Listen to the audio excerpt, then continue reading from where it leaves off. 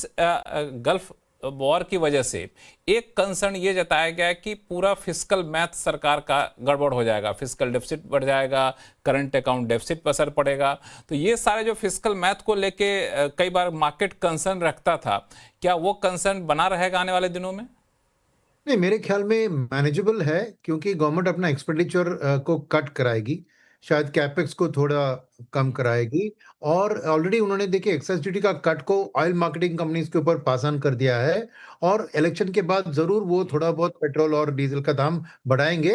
तो गवर्नमेंट बहुत अवेयर है कि फिस्कल रिस्पॉन्सिबिलिटी बहुत इम्पोर्टेंट है, एक एफडीआई और एफआईआई जो फॉरेन में हमें देखते हैं उनके लिए। तो गवर्नमेंट ऑलवेज़ उसको मेंटेन करती आ रही है। मेरे ख्याल में ये मेंटेन करेगी by cutting down on some amount of revenue expenditure and little bit of capex वो करवा देगी। तो I don't think fiscal wise there is a concern और करेंसी में भी जो कंसर्न थी मैंने आरबीआई ने बहुत स्ट्रांग एक्शन लेकर करेंसी का जो 95 तक गया था उसको देखिए 92 एंड हाफ तक लाकर उधर ही रख रहे हैं अपने एडमिनिस्ट्रेटिव एक्शन मेजर्स के जरिए।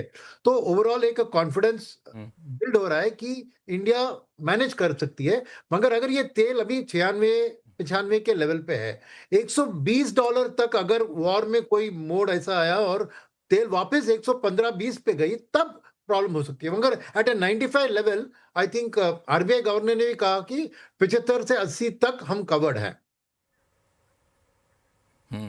तो 75 से 80 तक क्रूड रहे तो उसमें कोई टेंशन नहीं है। रुपी मोरलेस आरबीआई ने कवर कर ही लिया है, उस लेवल पर है तब भी हमें कोई दिक्कत नहीं है। लेकिन एक कंसर्न है मिहिर वोरा साहब, रुपी को जो आर्टिफिशियली उसको मैनेज किया जाता है तो कई बार इन्वेस्टर्स उसको बहुत अच्छे सेंस में लेते नहीं हैं। लेकिन जिस तरीके से रुपी में डिप्रिसिएशन था तो आर्टिफिशियली सही मैनेज तो कर लिया गया, तो वो अब कंसर्न रहेगा बाजार के लिए कि नहीं? करेंसी का कंसर्न तो मेरे ख्याल से अभी नहीं होना चाहिए, क्योंकि हमने worst of the oil prices का इम्पैक्ट तो देख लिया है। Worst of the gold prices जो ऊपर गए थे, हमारा बहुत बड़ा इंपोर्ट गोल्ड का भी है अपार्ट फ्रॉम ऑयल, वो भी देख चुके हैं। और उसकी वजह से मुझे लगता है कि जो आरबीआई की इंटरवेंशन थी वो काफी कम थी पिछले 2 हफ्तों में और रुपी को आई थिंक मोरलेस अपने नेचुरल लेवल्स पे किया गया, अलाउ किया कि फ्लोट हुए। हाँ, जब आरबीआई को लगा कि जो स्पेक्यूलेटिव शॉर्टिंग हो रही थी local as well as forward offshore market में रुपी की, उसको वो शॉर्ट कवरिंग के लिए जो आरबीआई ने पिछले हफ्ते 2 स्टेप्स लिए थे उसकी वजह से एक स्टेबिलिटी आई है। बट आरबीआई ने खुद से इंटरवीन करना मेरे ख्याल से कम कर दिया है। तो ये बहुत बड़ा कंसर्न अभी नहीं रहेगा। चलिए थोड़ा सा हम लोग बिल्कुल टू द पॉइंट काम की बातें पर आ जाए, चूंकि बहुत सारी चीज़ें इतनी तेज़ी से डेवलप हुई हैं कि बहुत सारे निवेशक जो हैं अलग अलग असमंजस की स्थिति में रहते हैं। मिहिर वोरा साहब से शुरू करूँ मैं कि खासतौर से जो आंकड़े आए हैं, म्यूचुअल फंड के आंकड़े आए हैं, तो उसमें हमने देखा कि रिटेल इन्वेस्टर्स ने इक्विटी म्यूचुअल फंड में ठीक ठाक पैसा लगाया, पहले के मुकाबले ज़्यादा किया है। तो अभी आप लोग क्या सजेस्ट कर रहे हैं कि अब नए सिरे से जो पूरा सेटअप बन रहा है तो पोर्टफोलियो एलोकेशन वैसे ही रख रहे हैं या फिर आप लोग कह रहे हैं कि उसमें कुछ चेंजेस करने की जरूरत है, नए अपॉर्चुनिटी नए इक्वेशन बन रहे हैं? तो नहीं, मेरे ख्याल से जो नॉर्मल रिबैलेंसिंग मेरे ख्याल से जो नॉर्मल रिबैलेंसिंग करनी चाहिए वो करनी चाहिए, क्योंकि जब मार्केट खासकर इक्विटी मार्केट नीचे जाता है तो ऑटोमेटिकली पोर्टफोलियो में शायद इक्विटी का वेट कम हो जाता है बिकॉज ऑफ प्राइस मूवमेंट। तो वो रिबैलेंसिंग अगर आपको करनी है तो बिल्कुल कर लेनी चाहिए at this point time. Otherwise हमने तो यही रिकमेंड किया था कि जो अपनी रेगुलर इन्वेस्टमेंट पैटर्न है, एसआईपी वगैरह है, उसको बिल्कुल जारी रखें, उसको बिल्कुल कम नहीं करना है। बिकॉज एसआईपी का जो मेन उद्देश्य है वो इस तरह की वॉलेटिलिटी को मायने रखते हुए और कंसीडर करते हुए डिजाइन किया गया है। तो मेरे ख्याल से जो नॉर्मल अपना इन्वेस्टमेंट पैटर्न है वो चालू रखना चाहिए, क्योंकि जैसे हमने डिस्कस पहले भी किया है कि ये पहली बार नहीं है हमने इस तरह की वॉलेटिलिटी देखी है और बाजार 10 से 15% ही नीचे गया है, न कि ऐसा कोई मेल्टडाउन जैसा सिचुएशन नहीं था। तो 10-15% की वॉलेटिलिटी के वजह से हम अपना इन्वेस्टमेंट ऑब्जेक्टिव उद्देश्य चेंज करें, ऐसी कोई जरूरत नहीं होती है। जो नॉर्मल अपनी प्रोसेस है उसके हिसाब से इन्वेस्ट करते रहें। और जैसे हमने डिस्कस किया कि रिटेल इन्वेस्टर ने आपने जैसे कहा बहुत ही अच्छी मैच्योरिटी दिखाई है, ऐसे वोलेटाइल मार्केट में भी अपनी एसआईपी और जो रेगुलर इन्वेस्टमेंट है वो कंटिन्यू किया है। सुनील सर, मैं ये सवाल इसलिए पूछा मिहिर सर से क्योंकि मैंने ये महसूस किया है कि इस ईरान वॉर ने बहुत सारे सेक्टरों को एक्सपोज्ड कर दिया है और बहुत सारे सेक्टर जिसको हम लोग बहुत फोकस नहीं कर रहे थे तो वहाँ पे थोड़ा सा दिखाया कि नहीं यहाँ पोटेंशियल ज़्यादा है अगर हमें सेल्फ रिलायंस होना है तो इस वजह से सेक्टर एलोकेशन के हिसाब से देखें तो क्या हमें कुछ नए सेक्टर में नए एवेन्यू दिख रहे हैं, पोटेंशियल दिख रहे हैं आपको? हाँ नहीं, मेरा मानना है, मैं मेहर जी से बिल्कुल सहमत हूँ। वॉर के पहले जो आपने पोर्टफोलियो बनाया था आपके लॉन्ग टर्म गोल्स के लिए, उसी पे टिके रहना चाहिए, जो एलोकेशन है। क्योंकि देखिए सिंपल सी बात है, वॉर की शुरुआत में अगर हम बात करते हैं और कौन से सेक्टर में ज़्यादा असर पड़ता है, हम कहते हैं पेंट, टायर, एविएशन, और कहते हैं किसमें नहीं आना चाहिए, बोलता बैंकिंग।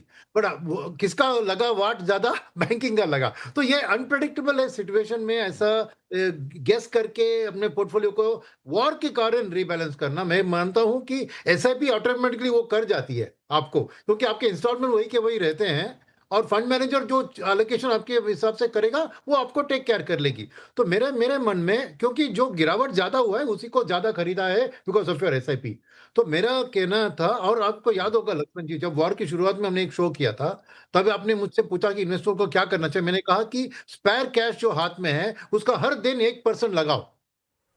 अब समझिए कि अगर वो लगाया होता तो कैसे उसका बेनिफिट होता ना। तो सेम थिंग। और बट की थिंग क्या है कि इन्वेस्टर ने यही महीना फरवरी 20 को वॉर शुरू हुई थी और इसी महीने में उन्होंने 40,000 करोड़ पैसा कंपेयर टू 30,000 करोड़ बढ़ा दिया।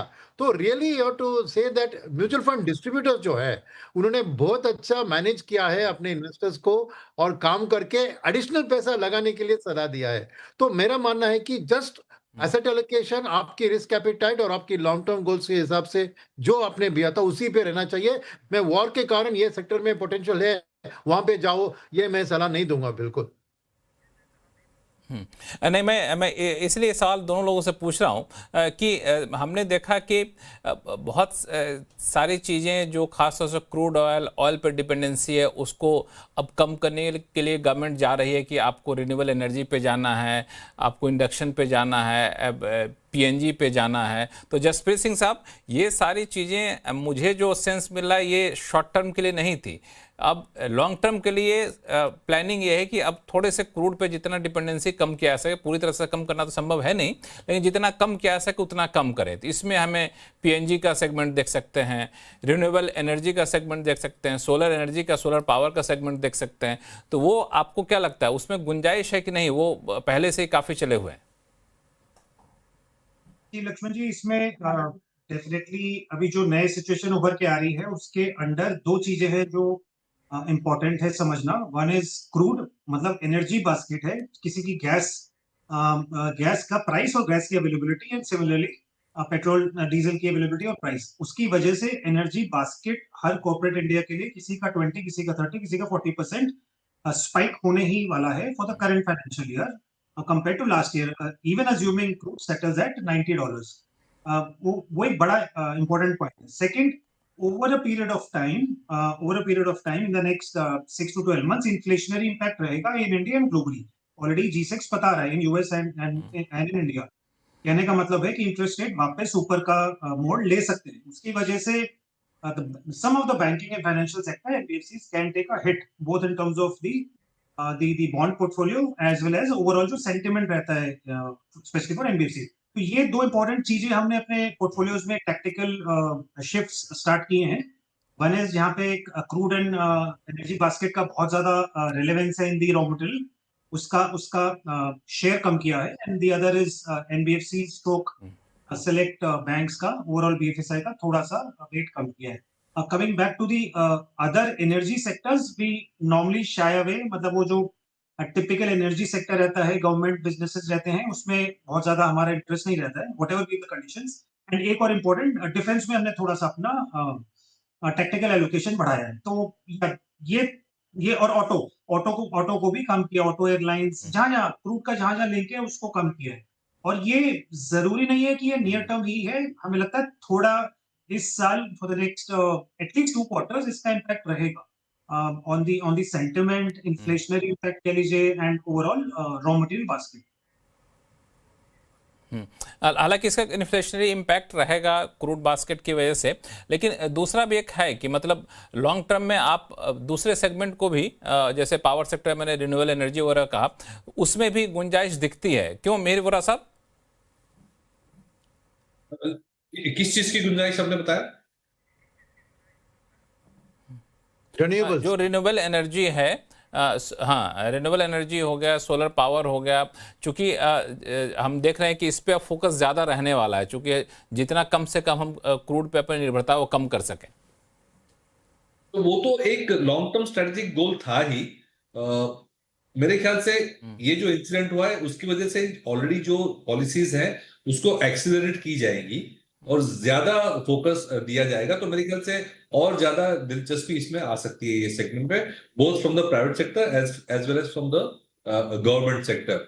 और वैसे मैं कहूँ कि स्ट्रक्चरली पिछले 1-2 साल में ये भी हुआ है कि जो रिन्यूएबल्स की जो डिलीवर्ड कॉस्ट ऑफ इलेक्ट्रिसिटी है वो battery prices including battery storage वो ऑलमोस्ट ₹5 पर यूनिट पे आ गई है। तो ऑलमोस्ट जो कन्वेंशनल सोर्सेज है कोल वगैरह उसके पार पे आ रही है। तो solar plus wind plus battery storage अगर देखें जिससे हमको एक स्टेबल पावर मिल सकता है, वो ऑलरेडी मेरे ख्याल से काफी अच्छी प्राइसिंग पे आ रही है। तो ये मैं कहूंगा कोइंसिडेंस है कि ये एक ट्रिगर मिल गया ये सेगमेंट को, लेकिन वैसे ही from the economics point of view already ये सेगमेंट इन्फ्लेक्शन पॉइंट पे आ चुका है और मेरे ख्याल से अब ये एक्सपोनेंशियल ग्रोथ रेट पे चलता रहेगा।